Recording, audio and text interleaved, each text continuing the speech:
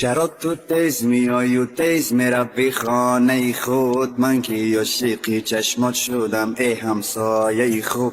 تو مثل پرنده ای بال میزنی روی دلم، هر روز نگاه میکنم کی میبرای از لانه خود. ای خدا چی شد با من مگر شدم دیوانه؟ ای خدا چی شد که من دیدم چونین پروانه؟ از دوری ها نظارتش میکند چشم دلم تا نداند که دارد مرا همسفر همسایه.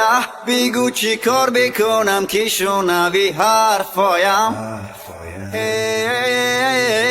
همسایه برون برا که دلم تو را میخواد هر ثانیه.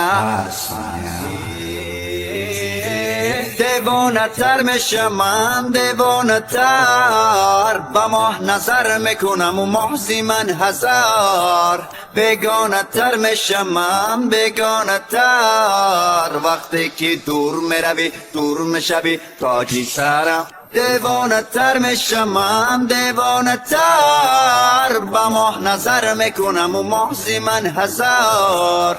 بیگانه تر میشم من، بیگانه تر وقتی که دور میروی دور میشوی تاجی سرم. تاجی سرم همسایه، تک تکی را گشتنات رفتار و هی رفتنات. وقتی نگاه میکنی از دوری لبخند زدنات، از روی لحنی صدات قلبم را دادم برات. تو مگر جان میخواهی مه بگیر جانم پیدات. دوست دارم تو گل لالم، من ندیدم با مثل تو روی عالم. این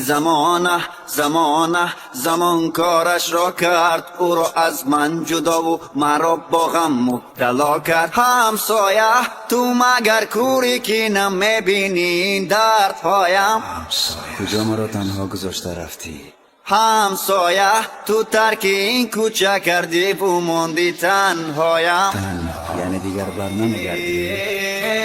دیوانه تر میشم من، دیوانه تر با ماه نظر میکنم و محضی من هزار. بیگانه تر میشم من، بیگانه تر وقتی که دور میروی دور میشوی تاجی سرم. دیوانه تر میشم من، دیوانه تر با ماه نظر میکنم و محضی من هزار.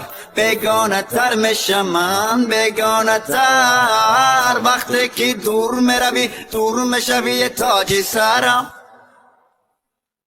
تاجی سرم همسایه.